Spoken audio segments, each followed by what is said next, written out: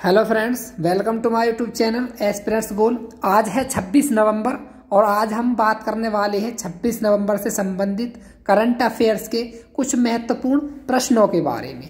तो चैनल को सब्सक्राइब करना और वीडियो को लाइक करना एकदम फ्री है। इसमें ना कोई आपका पैसा कटता है, ना कोई आप पर चार्ज लागू होता है, ना ही आप पर कोई टैक्स लगेगा। तो एकदम फ्री है। चैनल को सब्सक्राइब कर लीजिए और वीडियो को लाइक जरूर करें। शुरू करते हैं आज का वीडियो पहले प्रश्न से।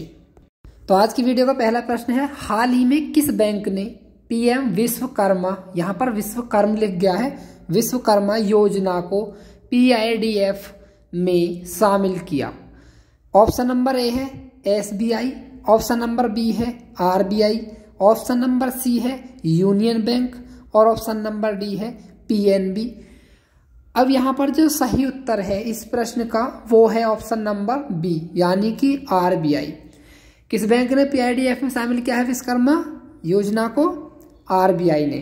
अब इसके कुछ एक्स्ट्रा फैक्ट्स पर क्या है एक नजर डाल लेते हैं। देख सकते हैं यहाँ पर पहला पॉइंट है पीआईडीएफ की क्या दे रखा है, यहाँ पर फुल फॉर्म दिया है पेमेंट इंफ्रास्ट्रक्चर डेवलपमेंट फंड।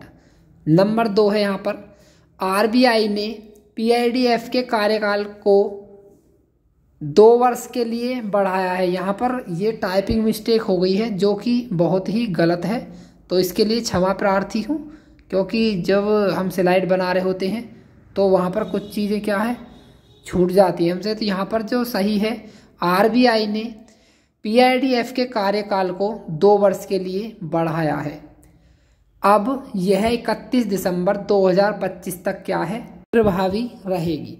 पीआईडीएफ की शुरुआत जनवरी 2021 से हुई थी। पीआईडीएफ का उद्देश्य विभिन्न क्षेत्रों में भुगतान स्वीकृति बुनियादी ढांचे की तैनाती को प्रोत्साहित करना है। अब बात करते हैं अगले प्रश्न की। हाल ही में किस अभिनेता को stars Asian international film festival का पुरस्कार मिला? Option number A Aamir Khan, option number B Ishwak Singh, option number C Vivek Oberoi और option number D Tiger Shroff. तो यहाँ पर इस प्रश्न का जो सही उत्तर है वो है ऑप्शन नंबर बी, जो कि एकदम सही उत्तर है। अब यहाँ पर थोड़ा सा इसके पॉइंट्स जान लेते हैं। यहाँ पर सबसे पहला पॉइंट है फिल्म का जो नाम है वो बर्लिन है, जिसके लिए इन्हें ये पुरस्कार दिया गया है। यहाँ पर इस प्रश्न में भी थोड़ी मिस्टेक है।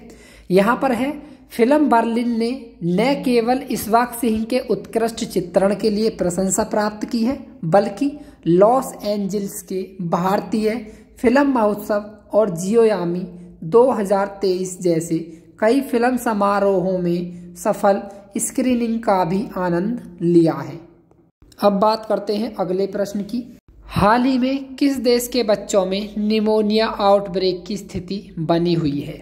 ऑप्शन नंबर ए है चीन, option number B America, option C Bharat और ऑप्शन डी अफ्रीका।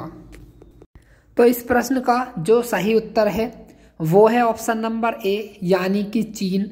चीन के बच्चों में निमोनिया आउटब्रेक की स्थिति क्या है बनी हुई है। अब यहाँ पर थोड़ी सी चर्चा हम WHO के बारे में करेंगे, क्योंकि यह स्वास्थ्य संबंधी समझ विकसित करने की एक संस्था है जो कि स्वास्थ्य से जुड़ी हुई है, तो इसके विषय में चर्चा करना अनिवार्य है। WHO यानी कि वर्ल्ड हेल्थ ऑर्गेनाइजेशन, अगर हिंदी में बात करें तो विश्व स्वास्थ्य संगठन। विश्व स्वास्थ्य संगठन विश्व के देशों के स्वास्थ्य संबंधी समस्याओं पर आपसी सहयोग एवं मानव के स्वास्थ्य संबंधी समझ विकसित करने की संस्था है। WHO की स्थापना 7 अप्रैल 1948 को हुई थी। अगर बात करें मुख्यालय की तो जेनेवा में है, जो कि स्विट्जरलैंड की राजधानी है। यानी कि स्विट्जरलैंड कहाँ पर है? राजधानी का एक शहर है। वर्तमान अध्यक्ष अगर हम बात करें तो टेड्रोस एड्रोनेम है, एड्रोनोम। यहाँ जो टेड्रोस एड्रोनोम है उनका नाम कहीं कहीं टेड्रोस अधोनम भी आपको मिल सकता है, तो आप इसको क्या है पहचान सकते हैं। बात करते हैं अगले प्रश्न की। खेलो इंडिया पैरा गेम्स का आयोजन कहाँ किया जाएगा? ऑप्शन नंबर ए है Kolkata, option number B Kochi, option number C New Delhi और ऑप्शन नंबर डी है लखनऊ। तो यहाँ पर इस प्रश्न का जो सही उत्तर है वो है ऑप्शन नंबर सी, यानी कि नई दिल्ली। पैरा गेम्स का आयोजन कहाँ पर किया जाएगा? नई दिल्ली में किया जाएगा। इसके पॉइंट्स जान लेते हैं कि इसके जो महत्वपूर्ण पॉइंट हैं वो कौन कौन से हो सकते हैं। यह गेम 10 से 17 दिसंबर के बीच आयोजित किया जाएगा। इसमें शूटिंग, तीरंदाजी, एथलेटिक्स, फुटबॉल, टेनिस इत्यादि खेल शामिल हैं। इसकी शुरुआत 2018 से हुई। इसके कुल 11 संस्करण हो चुके हैं, जिनका विभाजन निम्न प्रकार है। इन 11 खेलों में से 5 खेलो इंडिया यूथ गेम्स हैं, 3 खेलो इंडिया यूनिवर्सिटी गेम्स हैं और 3 खेलो इंडिया विंटर गेम्स हैं। तो इस प्रकार इनको क्या है? विभाजित किया गया है। बात करते हैं अगले प्रश्न की। G20 वर्चुअल शिखर सम्मेलन की अध्यक्षता किसने की? ऑप्शन नंबर ए है Rajnath Singh, option number B Narendra Modi, option number C Amit Shah या फिर option number D Rishi Sunak. तो यहाँ पर जो बिल्कुल सही आंसर है इस प्रश्न का वो है ऑप्शन नंबर बी, यानी कि नरेंद्र मोदी। वर्चुअल शिखर सम्मेलन G20 का जो अध्यक्षता की है वो की है भारत के प्रधानमंत्री नरेंद्र मोदी ने। इसके कुछ महत्वपूर्ण बिंदुओं को देख लेते हैं। 1 दिसंबर 2022 से 30 नवंबर 2023 तक भारत G20 का अध्यक्ष था। इससे पहले G20 का अध्यक्ष इंडोनेशिया था। G20 का अगला अध्यक्ष ब्राजील होगा, यानी कि जो G20 शिखर सम्मेलन होने वाला है अगला, वो ब्राजील में होने वाला है। तथा ब्राजील के बाद दक्षिण अफ्रीका G20 का अध्यक्ष होगा, यानी कि G20 का जो नेक्स्ट और नेक्स्ट से भी जो नेक्स्ट होगा आयोजन, वो कहाँ पर होगा भैया? वो होगा दक्षिण अफ्रीका में। G20 की स्थापना सन 1999 ईस्वी में हुई थी।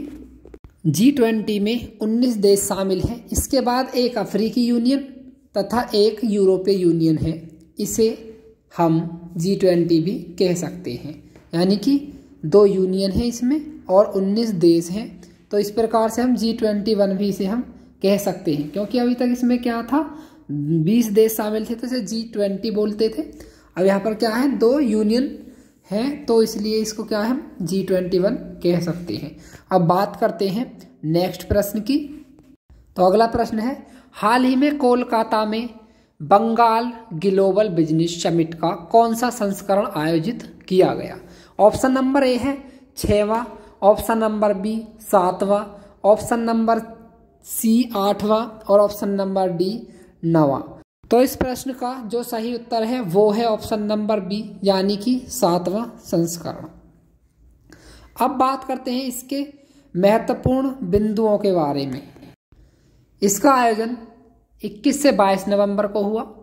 पश्चिम बंगाल की मुख्यमंत्री ममता बनर्जी ने पूर्व भारतीय क्रिकेट टीम के कप्तान सौरव गांगुली को राज्य का ब्रांड एम्बेसडर नियुक्त किया। यह संस्करण बंगाल में विदेशी निवेश प्राप्त करने के लिए आयोजित किया गया। बात करते हैं अगले प्रश्न की। हाल ही में किस राज्य की विधानसभा ने अपने राज्य को विशेष राज्य घोषित करने के लिए प्रस्ताव पारित किया? Option number A Paschim Bengal, option number B Rajasthan, option number C Bihar या फिर ऑप्शन नंबर डी महाराष्ट्र। तो इस प्रश्न का जो बिल्कुल सही उत्तर है वो है ऑप्शन नंबर सी, यानी कि बिहार। बात करते हैं इस प्रश्न के महत्वपूर्ण बिंदुओं के बारे में। विशेष राज्य प्रस्ताव की सिफारिश 1969 ईस्वी में 5वें वित्त आयोग द्वारा की गई थी। इसी समय जम्मू कश्मीर, असम, नागालैंड, हिमाचल प्रदेश, मणिपुर, मेघालय, सिक्किम और अन्य ऐसे ही 11 राज्यों को विशेष राज्य का दर्जा दिया गया था। यानी कि कुल मिलाकर 11 राज्यों को क्या है? विशेष राज्य का दर्जा दिया गया था। बात कर लेते हैं अगले प्रश्न की। मिस यूनिवर्स 2023 का खिताब किसने जीता? ऑप्शन नंबर ए है Shweta Sharda, option number B Sennis Palacios, option number C Manushi Chhillar. Option number D Amanda Dudamel. तो यहाँ पर इस प्रश्न का जो सही उत्तर है वो है option number B Sennis Palacios. इसके महत्वपूर्ण बिंदुओं के बारे में थोड़ी सी क्या है चर्चा कर लेते हैं। इस प्रतियोगिता में कुल 90 देशों ने भाग लिया। यह मिस यूनिवर्स का 72वां आयोजन था। यह आयोजन अल साल्वाडोर में किया गया। सेनिस पलासियोस निकारागुआ देश की रहने वाली हैं। इस प्रतियोगिता में भारत से श्वेता शारदा ने भाग लिया। भारत से अब तक कुल 3 मिस यूनिवर्स बनी हैं। नंबर 1 सुष्मिता सेन जो कि 1994 ईस्वी में यूनिवर्स बनी। नंबर 2 लारा दत्ता जो कि 2000 ईस्वी में, और हराज संधू जो कि 2021 में मिस यूनिवर्स का खिताब जीतने वाली महिला बनी। तो आज का वीडियो यहीं पर समाप्त करते हैं। अभी बिल्कुल शुरुआत है तो थोड़ी बहुत मिस्टेक्स हो सकती हैं, तो उसके लिए मैं क्षमा प्रार्थी हूँ। कभी कभी जब हम स्लाइड बना रहे होते हैं तो टाइपिंग में भी मिस्टेक हो जाती है, लेकिन अब मैं पूरी कोशिश करूँगा कि मैं सारी चीज़ों को सुधार सकूँ। धन्यवाद दोस्तों।